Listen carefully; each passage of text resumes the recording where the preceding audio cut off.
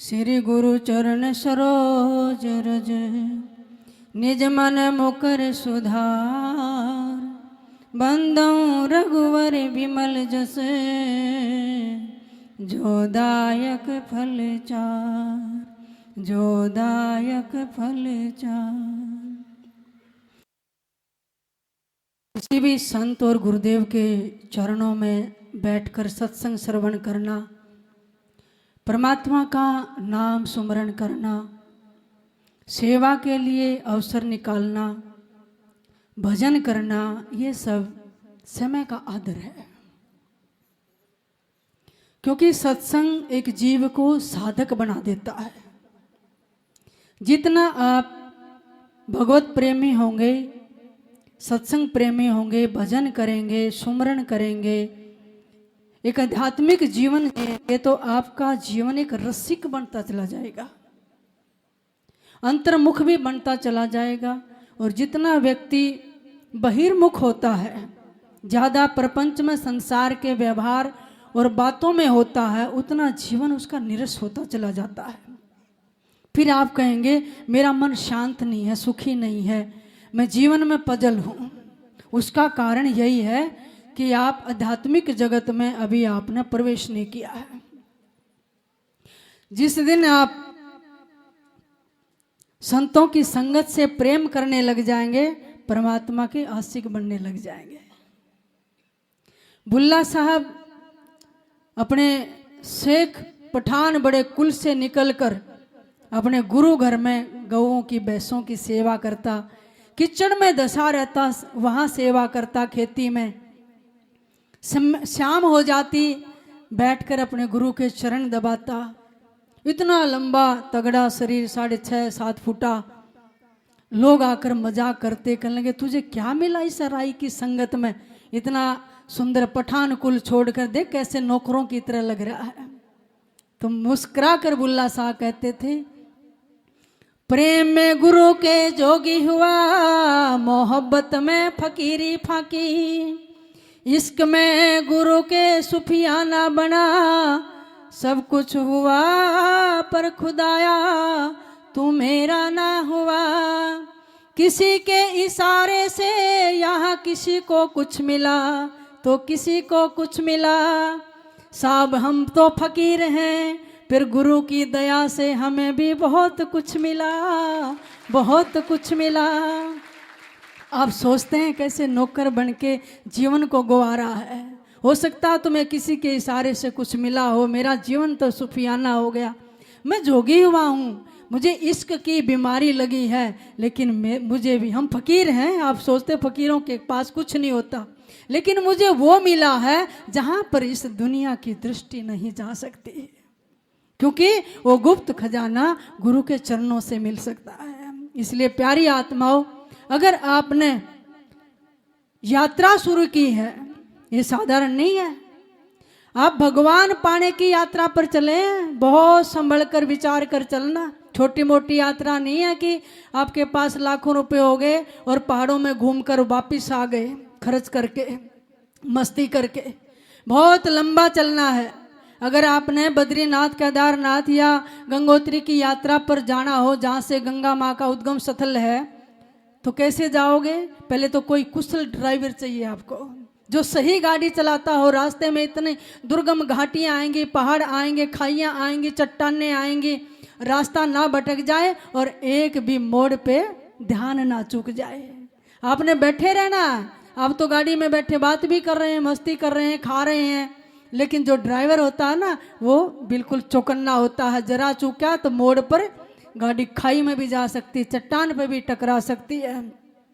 तो परमात्मा की यात्रा पर चले हैं तो गुरु रूपी कुशल ड्राइवर जिंदगी में होगा तो भटकने नहीं देगा, गिरने नहीं देगा, सकुशल पहुंचा देगा। एक समर्थ गुरु की शरण में बहुत बड़ी जिम्मेदारी है। जैसे अपनी जिंदगी का ड्राइवर बनाइए, आप जाएंगे तो टकरा सकते हैं, गिर सकते हैं। और सबसे बड़ा है उस धाम में पहुंचने का मार्ग, गुरु कृपा पाने का मार्ग, सेवा करिए। जब आप सेवा करेंगे तो अपने आप आपकी भक्ति में बढ़ोतरी होने लग जाएगी और अपने आप स्वतः ही आपका मंत्र भी चलने लग जाएगा। क्योंकि सेवा जो है वो हमें परमात्मा के पास ले जाने का साधन है। सबसे ज्यादा अगर कोई नजदीक ले जा सकती है परमात्मा के, तो वो संत की, गुरु की सेवा है। मैं एक छोटा सा दृष्टांत सुनाऊं। एक बार एक विधवा माँ का बेटा था। उस नगर में राजा की सवारी निकल रही थी, तो दोनों तरफ लोग खड़े हो गए। अब गरीब लोग बेचारे पीछे खड़े हैं, दर्शन हो जाए, हमारे नगर के राजा जा रहे हैं। बड़े बड़े लोग उनसे बात भी कर रहे थे, लेकिन उस छोटे बच्चे ने अपनी माँ से कहा, माँ मैं भी राजा से बात करना चाहता हूँ, मैं भी राजा के पास जाना चाहता हूँ। उस माँ ने हाथ पकड़ लिया, बेटा आगे मत जाना, हम तो छोटे हैं और राजा से बात नहीं कर सकते हैं, हम गरीब हैं। लेकिन उस बच्चे के अंदर एक दृढ़ संकल्प जगा कि मैंने तो राजा के पास जाना, मैंने तो राजा से बात करनी है। माँ के पास कोई चारा नहीं था, वो रोता और जिद करता। तो उस नगर में एक संत आई, वो सत्संग सुनने जाती थी, तो अपने बेटे की प्रॉब्लम रखी, गुरु महाराज ये राजा से मिलने की बात करने की जिद करता है, लेकिन मेरे में तो सामर्थ्य नहीं है, वहां द्वार तक हमें कौन जाने देगा, धक्के मार के निकाल देंगे, हमारी तो कोई पहुंच भी नहीं है, जानकारी भी नहीं है। संत ने एक उपाय दिया, उसके बेटे को कहा इधर आ। छोटा बच्चा था, 12-13 साल का। दूसरे नगर में इस राजा का एक महल बनने लग रहा है, वहां पर कार्य चल रहा है, बहुत मजदूर काम कर रहे हैं, तू वहां जाकर मजदूरी करना शुरू कर दे, लेकिन ध्यान रखना मजदूरी के बदले तूने कुछ भी वेतन नहीं लेना है, और जब कोई आपको दे तो मना कर देना, ये कहना कि अपना ही तो काम है, अपनों से क्या लेना। उसने जाकर मजदूरी करनी शुरू कर दी। राजा एक दिन नगर के किले के परीक्षण के लिए गया, तो हजारों मजदूर लगे हुए हैं। मंत्री से पूछा, इनका समय पर वेतन दे दिया जाता? हाँ जी। लेकिन राजा की दृष्टि गई, एक बच्चा भाग भाग के पत्थर ढो रहा है, मिट्टी ढो रहा है और मिस्त्रियों के साथ काम कर रहा है, बड़ी तन्मयता से लगा हुआ है। राजा ने मंत्री से पूछा, ये बच्चा कौन है? कहने लगे, महाराज क्या बताएं, ये तो इतनी कुशलता से काम करता है, मेहनत बहुत ज्यादा करता है, कितना वेतन देते हैं? कहने लगे, यही तो प्रॉब्लम, ये वेतन भी नहीं लेता, और जैसा रूखा सूखा खाने को दे देते हैं वो खा लेता है। कहने लगे, कुछ भी नहीं लेता? कहने लगे, देने लगते हैं तो ये कह देता है अपना ही तो काम है, अपनों से क्या लेना। कहने लगे, अच्छा। राजा का रथ उस बच्चे के पास जाकर रुका और अपने पास बुलाया, बुलाकर कहने लगे, तू किसका बेटा है? तू वेतन क्यों नहीं लेता, इतनी मेहनत और तन्मयता से कार्य करता? तो आज वो घड़ी आ गई, संत का वचन, और राजा सामने खड़े हैं और बात भी कर रहे हैं। हाथ जोड़कर अश्रुपूरित नेत्रों से कहा, महाराज अपना ही तो काम चल रहा है, हमारे नगर के देश के राजा हैं, अपनों से क्या लेना। समय पर रोटी मिल जाती, पानी मिल जाता। राजा का हृदय हर्षित हो गया, गदगद हो गया कि कितने हजारों मजदूर हैं, वेतन ना मिले तो हल्ला भी मचा सकते हैं, इतनी निस्वार्थ सेवा कर रहा। हाथ पकड़कर रथ पे बिठा लिया, कहा चल बेटा घर पे, नहला धलाया। कहने लगे, आज से तू मेरे मंत्री के पद पर रहेगा। कालांतर में वो बच्चा जवान हुआ। राजा की एक ही बेटी थी। उन्होंने सोचा जब इतना ईमानदार है और इतनी कुशलता से निस्वार्थ सेवा कर रहा है, अपनी बेटी का विवाह उसके साथ कर दिया। राजा थोड़े बुजुर्ग हो गए, जंगल में साधना करने चले गए और उस बच्चे को राजा बना दिया। अब वो बच्चा ये नहीं कहता मैं गरीब हूँ, मैं विधवा का बेटा हूँ, मैं एक सेवक हूँ, मजदूर हूँ। वो सिंहासन पर बैठकर क्या कहता है, आई एम ए किंग। ये नहीं कहता I am a servant of king, मैं राजा का नौकर हूँ। ये नहीं कहता, क्या कहता है, मैं एक राजा हूँ। क्यों? वो राजा ने उसको राजा ही बना दिया। प्यारी आत्माओं, गुरु घर की सेवा करोगे, गुरु भी हमें उस द्वार पर पहुंचा देते हैं जो एक दिन आप अलग दूरी नहीं पाएंगे कि मैं परमात्मा का सेवक हूँ। आप उस सत्ता पर पहुंच जाएंगे, मैं ही परमात्मा हूँ, अहम ब्रह्मस्मि, ये काम गुरु का है। और उस सत्ता पर जब गरीबदास महाराज पहुंच गए तो क्या कहते हैं, पहले तो कहते हैं बंदी जाम गुलाम की सुनियो अर्ज आवाज। दास भाव से, दीन भाव से गरीबदास जी अपने गुरु कबीर साहब की वंदना करते, जगह जगह बंदी जाम गुलाम की। लेकिन जब उस सत्ता पर पहुंच गए, अपने जैसा बना दिया, जैसे भरंग ने कीट को अपने जैसा बना दिया। फिर गरीबदास जी क्या कहते हैं, देव ही नहीं तो सेव किसकी करूं, किसे पूजूं और नहीं दूजा, दूजा करता ही नहीं तो कीर्ति किसकी करूं, पिंड ब्रह्मंड में एक सूजा। अब दूसरा देव ही नहीं रहा जिसकी पूजा करूं, क्यों, मैं ही तो अयम आत्मा ब्रह्म, अहम ब्रह्मस्मि।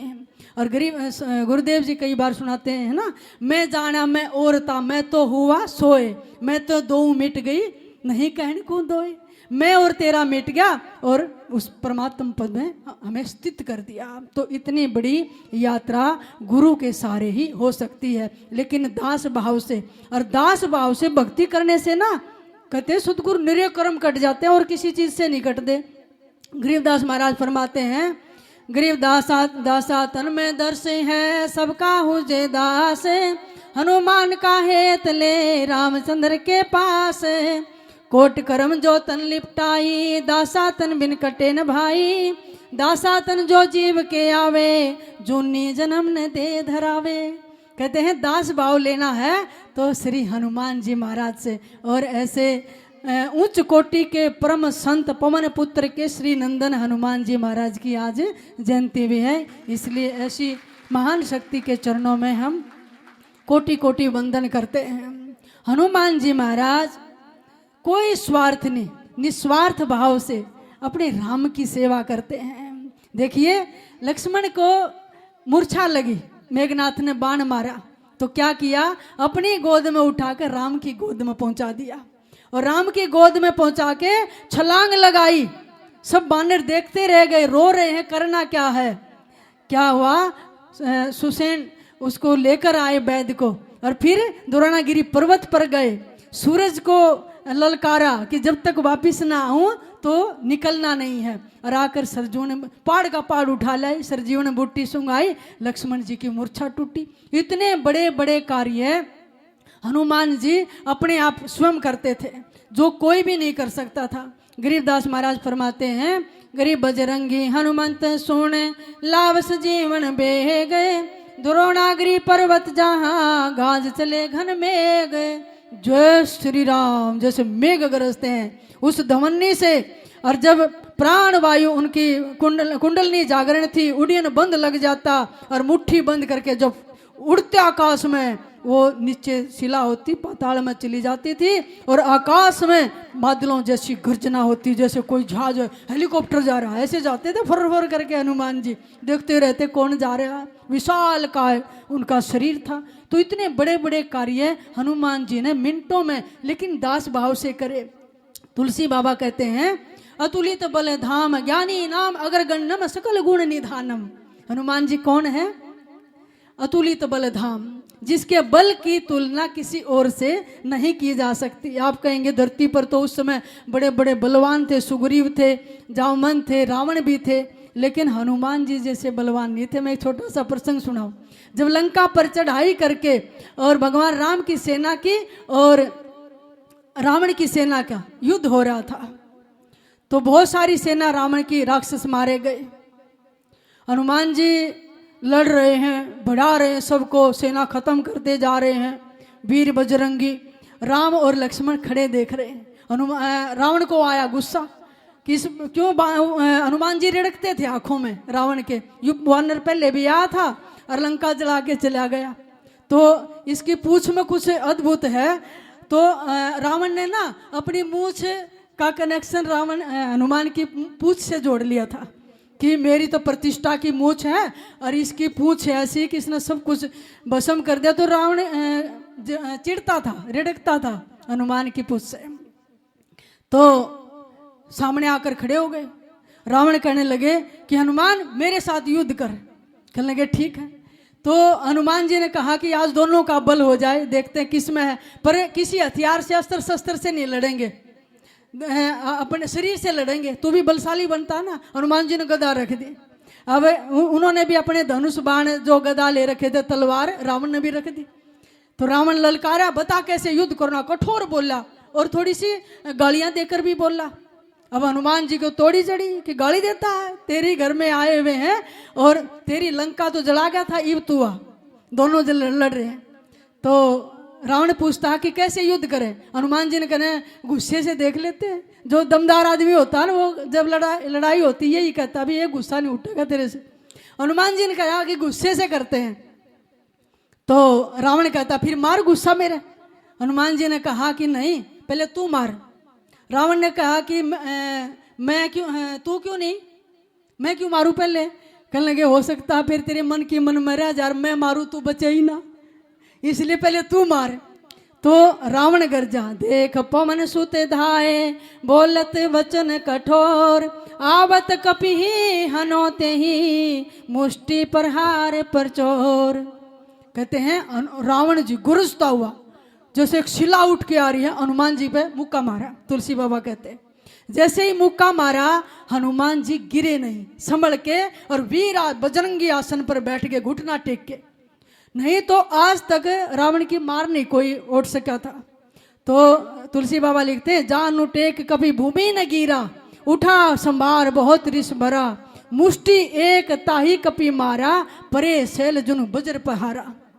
संभल गया हनुमान जी। अब रावण के 10 सिर थे, 20 आंख नु मल के देखा क्या था, यू तो गिरा ही नहीं, बैठा है। हनुमान जी खड़े हो गए, नु बोले रावण ललकार आई तू खड़ा हो जाए, मेरा गुस्सा आने वाला है। और जैसे ही जोश में भरकर गुस्सा ऊपर उठाया, ब्रह्मा जी शंकर जी आकाश में हाथ जोड़ के खड़े हो गए कि हनुमान जी ये लीला यही खत्म हो जाएगी, जब रावण आज मार दिया तो राम की जो लीला है पूरी, वो रामायण पूरी होने दो, अभी हल्का मारो, इतना मत मारो, ये मर जाएगा। देखकर उनकी टेक रखी, हनुमान जी ने गुस्सा ढीला किया और रावण का मारा गुस्सा, रावण शिला की तरह जमीन पर गिरा, मूर्छित हो गया। और मूर्छित हो गए, मुंह से खून आने लग गया। और फिर संभल कर बैठा हुआ रावण एक ऐसा तो पहली बार उसने किसी की प्रशंसा नहीं की थी, सब मैं ही सब कुछ हूँ, सारे देवता बांध रखे, पवन देव बुहारी देवा, अग्नि रसोई पकावे, और शनि पाए का बांध रखा, सारे ग्रह बांध रखे थे 33 कोट देवता।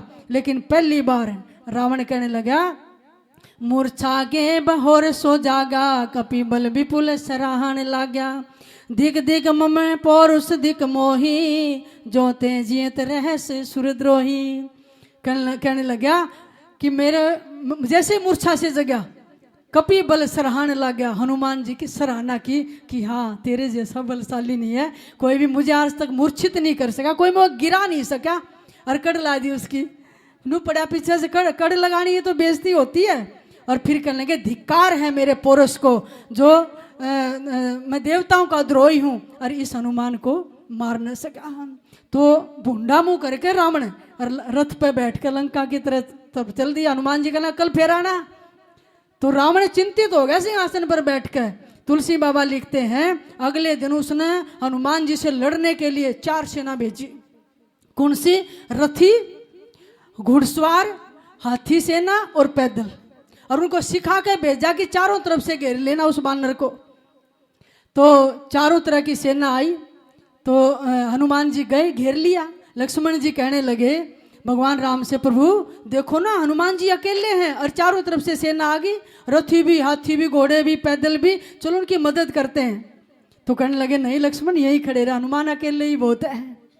तो हनुमान जी ने सोचा कि यहाँ गदा से मारूंगा तो एक एक दो के लगेगी। हनुमान जी जय श्री राम करके गदा छोड़ के ऊपर उड़े, अब लंका काट पड़ना। हाथी उठाए, हाथी सवार नीचे गिरे, दोनों हाथी पकड़े और बढ़ावा नीचे गिर दे, जिस पर हाथी पड़े वो भी 100 आदमी मरे। पहले हाथी सेना खत्म करी, फिर घुड़सवारों को नीचे गिराया पैर के पंजे से, फिर घोड़े पकड़े आपस में टकराए, वो भी उन्हीं की सेना पर गिरे, वो सेना खत्म होगी। फिर रथी थे, अब रथ ढा लिए, वो टकराए आसमान में, वो भी उन पे गिर दिए। अब जो पैदल थे वो सामने नहीं थे तो खत्म हो गए, वो पीछे थे। जो पीछे थे तो हनुमान जी की फूच में एक बड़ी शक्ति, उन्हें चाहे छोटी कर ले चाहे बड़ी कर ले, जितनी सेना थी न्यू लपेट ली सारी, पूछ बड़ी करके सारी सेना लपेटी और ऊपर ठाकर नीचे पटक दी, वो भी खत्म। अब संवाददाताओं ने जाकर रावण से कहा, रावण बोला खबर सुनाओ क्या, वो कपि कहाँ है? कहने वो तो वहीं की वहीं है जी। सेना कहाँ है? खत्म। कहले खत्म कैसे होगी चारों के चारों? कहने लगे जी जो आगे गया वो छोड़ा ही नहीं, सारे मार दिए। कहने लगे फिर आगे से क्यों गए, पीछे से क्यों नहीं गए? कहने लगे पीछे पीछे वह पूछ, जितने पीछे थे वो भी लपेट लपेट के खत्म कर दिए। कहने लगे अच्छा। रावण ने अपनी अमर सेना भेजी, अमर सेना जो नहीं मर सकती। अमर सेना आई। अब हनुमान जी को पता चला कि अमर सेना, लक्ष्मण ने फिर कहा प्रभु ये तो अमर सेना आ गई तो मरेगी नहीं, अब चलते हैं हनुमान जी के पास। सुग्रीव को भेज दिया, अंगद को, जामवंत को। कहने लगे अभी ठहरो हनुमान जी, इनके लिए भी काफी है। क्यों? कहने लगे हनुमान जी भी तो अमर हैं। अमर सेना आई, हनुमान जी को पता चला, उन्होंने सोचा जाए यहीं मारूंगा, पटकूंगा, फिर जिंदा हो जाएंगे, ये मर ही नहीं। हनुमान जी ने क्या किया, फिर आकाश में और पूंछ लंबी की, सारे लपेटे और आकाश में उड़ा के ऊपर ले गए। और इतने ऊपर ले गए कि उन्होंने सोचा आज मारे गए, अगर नीचे गिरेंगे मरे भी को ना, वो फूटेंगे। और पता नहीं ये पूंछ में लपेट कर आज कहाँ ले जाकर छोड़ेगा। अमर सेना घबरा गई। अब हनुमान जी पूंछ में लपेटे गए श्री राम करते हुए आकाश में, और पृथ्वी के गुरुत्वाकर्षण बल से, ग्रेविटेशन से परे जाकर छोड़ दिए, पटक दिया, नीचे ना हुई। वह अमर सेना भी खत्म। अब रावण के पास जाकर फिर संवाददाता ने कहा कि वो अमर सेना गई थी, अब तो कभी मर गए होंगे। कहने लगे ना जी, अमर सेना कहाँ गई, ऊपर, वो तो आएगी नहीं। क्यों? पृथ्वी का ग्रेविटेशन जो है वो चीज नीचे आ सकती है। देखिए आप क्या कहते हैं कि गुरुत्वाकर्षण बल का सिद्धांत किसने किया खोज? न्यूटन ने कहा किया। न्यूटन दैव के युग में होया कुछ वर्ष पहले। ये हनुमान जी से पहले की विद्या, हनुमान जी भी जानते थे अमर सेना ग्रेविटेशन से ऊपर फेंक दी, आज तक नहीं आई है। रामायण पढ़ के देखो। अब हनुमान जी, रावण और ज्यादा चिंतित हो गए कि इतना बल है इसके बानर के अंदर, ऐसी क्या ताकत, मैं जाऊं। अब रावण आया और रावण पीछे से आकर हनुमान जी की पूंछ दाब ली, पकड़ ली। अब हनुमान जी ने देख लिया कि हाँ रावण आ गया, और इसने पूंछ पकड़ ली। और पूंछ पकड़ कर फिर हनुमान जी ने कहा जय श्री राम, और रावण छुड़ा नहीं पाया, पूंछ पकड़े हुए था। अब हनुमान जी ऊपर उड़े और पूंछ लटक रहा रावण, और आसमान में ले गया। और रावण ने कहना तो छुड़ा पाए। उस समय उसका भगवान याद आ गया, जो ना भगवान को जपते ना, वो व्यक्ति भी उस समय संकट में भगवान का नाम जपते। हनुमान जी कहेंगे दुष्ट, जिसके चरण पकड़ने चाहिए थे तो उसकी प्रतिष्ठा की पूंछ पर तू आंख उठाता है। और रावण ने कहा हे शंकर भगवान, या टूट ना जा पूछ, जब टूट गई तो मैं तड़ाऊंगा।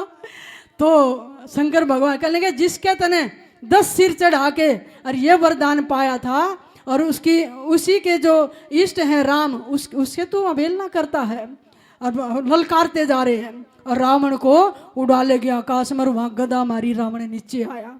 मतलब प्रसंग तो बड़े सुंदर सुंदर है रामायण के अंदर। रावण घबरा गया कि इनसे लड़ना बहुत मुश्किल है। तब वो विभीषण आए थे, उन्होंने बताया कि इसकी नाभि में अमृत है, हम सबकी नाभि में अमृत है। अगर आप उस कुंड को खोज लेंगे, ये अपनी नाभि जगा ली, तो कोई मर नहीं सकता। ये विद्या भी गुरुओं के पास है। विभीषण ने इशारा किया इसकी नाभि में तीर मारो, छेदन होगा तभी रावण मरेगा। तो इसलिए उस समय अनेक वानरों ने निस्वार्थ सेवा की थी। मेरा कहने का मतलब है क्या स्वार्थ था? जंगल में रहने वाले सुग्रीव, अंगद, जामवंत, नल, नील और हनुमान जी, विभीषण, कोई स्वार्थ नहीं था, बस सेवा कर रहे थे, मेरे प्रभु की विजय हो जाए। उसी समय दादू साहब भी सेना में थे।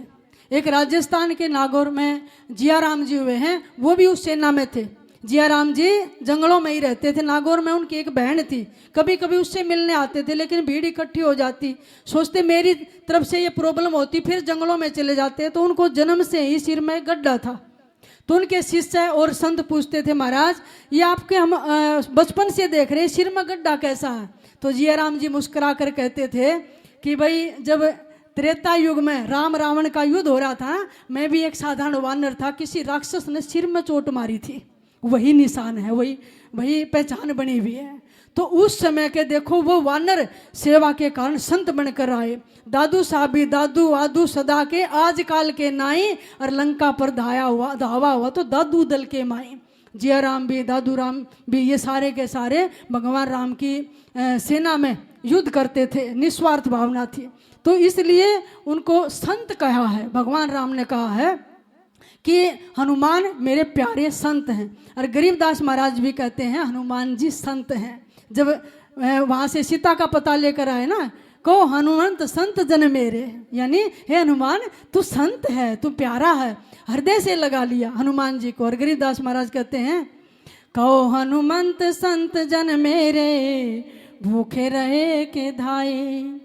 गरीबदास महाराज कहते हैं हनुमान जी संत हैं, वहाँ तू भूखा ही आ गया, कुछ खाया? कहने लगे मैं तो 9 लाख बाग उखाड़ आया, सब कुछ खाने को मिला, सीता का पता बताया। अब आप थोड़ा सा बताऊं, संत कौन है?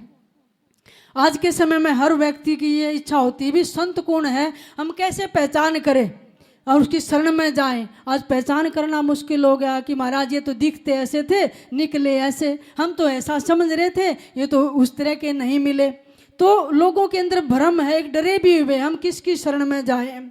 अब संत की पहचान संतों ने बताई है, इतने गुण जामे सोई संत, हरि को भजन साध की सेवा, स्वरोभूत परदाया, हिंसा लोभ दम छल त्यागे, विषम देखे माया। जिसमें इतने गुण होंगे वही संत है।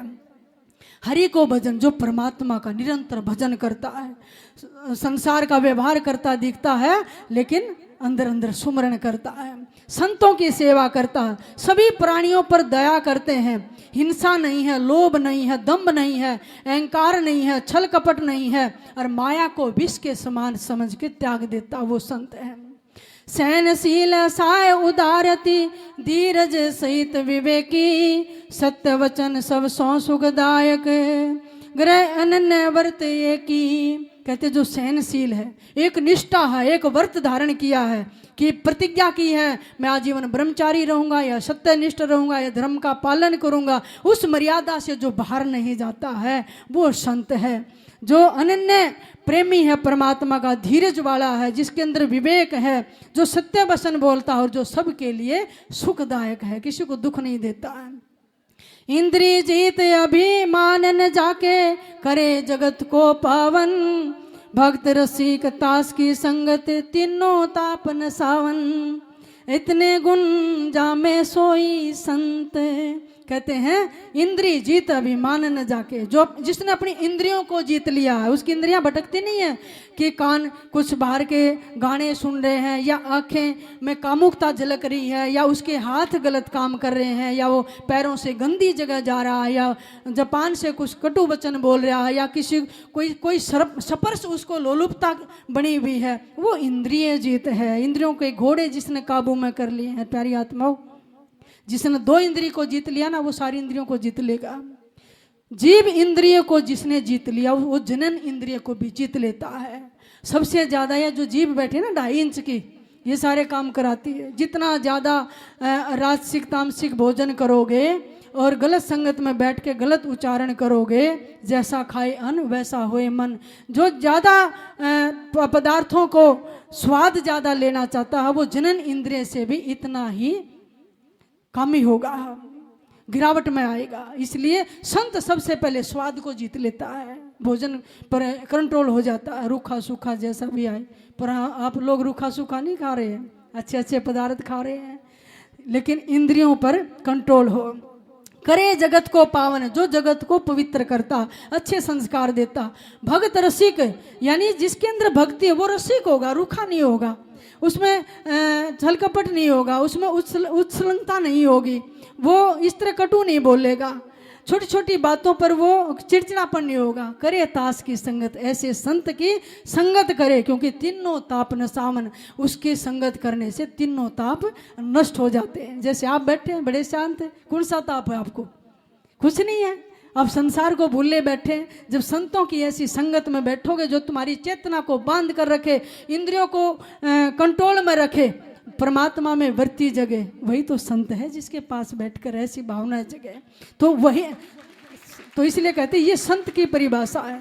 तो उस समय जंगल में अनेक ऋषि और संत थे। जब भगवान राम लक्ष्मण सीता वनवास में गए, भिलनी जैसी, मतंग जैसे, अत्रि, अगस्त्य, सर्भंग ऋषि, एक मुझे छोटा बड़ा प्यारा दृष्टांत याद आया सर्भंग ऋषि का, जो जंगल में तप कर रहे थे और इतना भयंकर तप हो गया उनका, ब्रह्मा जी ने ब्रह्मलोक से देवदूतों के साथ विमान भेज दिया कि उसको लेकर आओ ब्रह्मलोक में। उनका जप तप ध्यान भक्ति इतनी बढ़ गई है। जब विमान आकर सर्भंग ऋषि के पास ठहरा, कहने लगे आपको ब्रह्मलोक में बुलाया है, और ऋषि विमान पर बैठ गए। जैसे विमान उड़ने वाला था, एक ऋषि ने आकर कहा सर्भंग जी ठहरो ठहरो, कहाँ जा रहे हो? राम जी आ रहे हैं, सरकार आ रही है। कहने लगे अच्छा, उनके दर्शन का सौभाग्य मिलेगा। जिसके पास जा रहे हैं वो यहीं आ रहे हैं। सर्वभंग जी विमान से नीचे कूद गए। देवताओं ने कहा चलो आपको बुलावा आया है, किसी किसी का सौभाग्य होता है और आप इस सौभाग्य को त्याग रहे हैं। सर्वभंग ने कहा भी नहीं जाना, मेरे सरकार आ रहे हैं। अंदर कुटिया में नहीं गए, रास्ते में बैठ गए, परमात्मा का नाम जपने लगे और देवता वहीं खड़े हैं विमान लिए हुए। सामने से एक दिन भगवान राम और लक्ष्मण आ गए और लक्ष्मण से कहा, राम ने देखो वो सर्वभंग ऋषि है जो रास्ते पर बैठे हैं, ये देखो ये इंद्र खड़े, ये कुबेर खड़े, ये वरुण खड़े, ये अग्निदेव हैं और ये सनकादिक हैं, ये लेने आए हैं सर्वभंग जी को। फिर प्रभु जा क्यों नहीं रहे हैं? कहेंगे हमारा इंतजार कर रहे हैं, ये रसिक संत है, ऋषि हैं।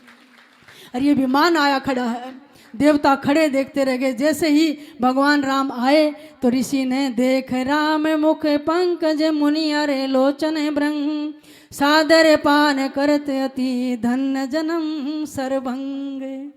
सादर सहित लेट गए चरणों में, अश्रुपित नेत्रों से चकोर की तरह देखने लगे, प्रभु का दर्शन कर रहे हैं। तो इतने में भगवान राम ने उठाया, अपने हाथ से गले से लगाया और कुटिया में नहीं ले गए। आप तो कहेंगे ना अंदर चलो आपकी सेवा करेंगे। सर्वभंग जी प्रभु यहीं ठहरो। कभी पूर्व में, पश्चिम में, उत्तर दक्षिण में दौड़ दौड़ कर लकड़ियां लाने लगे। लकड़ियां लाके और इकट्ठी कर ली, चिता बना ली। चिता बना के और सर्वभंग जी चिता पर बैठ के और लक्ष्मण को कहने लगे, लक्ष्मण ये कमंडल ला जल्दी उठा के। जल्दी कमंडल लाए लक्ष्मण, हाथ में जल लिया और सर्वभंग जी संकल्प करते हैं, प्रभु मैंने कोई आज तक ऐसा तप पूजा ध्यान योग नहीं किया जिसके कारण सरकार आपके दर्शन हो जाते। ये तो आपकी कृपा है जो मुझे दर्शन हुआ है। जो संत होते हैं ना वो यही कहते हैं, मेरे बल से कुछ नहीं, आपके बल से सब कुछ हुआ। और प्रभु मैं संकल्प करता हूँ आज तक जो भी पुण्य सुकृत कर्म जप तप योग पूजा पाठ मैंने किए हैं वो सारे के सारे पुण्य आपके चरणों में समर्पित करता हूँ। जोग जग जप तप व्रत कीना प्रभु कह दे भक्ति वर दीना। यही विधि सर रच मुनि सर भंगा बैठे हृदय छाड़ सब संगा। सब समर्पण करके प्रभु आपकी पावन भक्ति देने वरदान और कुछ भी नहीं। परमात्मा ने संकल्प ले लिया और जब तक सरकार मैं आपके हृदय में लीन ना हो जाऊं कहीं जाइएगा मत, यहीं खड़े रहना। सर्वभंग जी चिता पर बैठ गए, अपने दाहिने पैर के अंगूठे से योग अग्नि से अग्नि प्रज्वलित की। यह भी एक साइंस है, यह भी संतों का एक विज्ञान है कि हमारे सेंटर वैसे तो 8 कमल हैं लेकिन मुख्य 108 चक्कर होते हैं। जो दाहिने पैर के अंगूठे में एक चक्कर होता है, ये सिद्धि किसी न किसी संत जिन्होंने कुंडली जागरण कर ली, जो साधना करते हैं वो इस ऊर्जा को जगा सकते हैं। जैसे सती माँ ने योग अग्नि से दक्ष के यज्ञ में अपना शरीर देह त्याग कर दिया था, और ऐसे ही सर्वभंग ऋषि ने अपने दाहिने पैर के अंगूठे से उस ऊर्जा को अग्नि को जागृत किया, चिता में अग्नि लगाई और उनकी शरीर जो था उसमें से आत्मा ज्योति पुंज निकल के राम के हृदय में समा गई। और फिर जब शांत हो गए उसकी विभूति और अपने हृदय में अपने ऋषि को धारण करके तब राम आगे गए। तो इतने सुंदर सुंदर प्रसंग रामायण के अंदर आते हैं जिन्होंने ऋषियों ने सर्वस्व अपने जीवन को भगवान का मान लिया, भगवान को समर्पित कर दिया, वो भगवान में ही समा जाते हैं। इसलिए भक्ति है, सेवा है, दास भाव, ये हमें परमात्मा के पास पहुंचा देता है। श्री राम तुम्हारे चरणों में जो प्यार किसी का हो जाए, श्री राम तुम्हारे चरणों में जो प्यार किसी का हो जाए, भगवान तुम्हारे चरणों में जो प्यार किसी का हो जाए, दो चार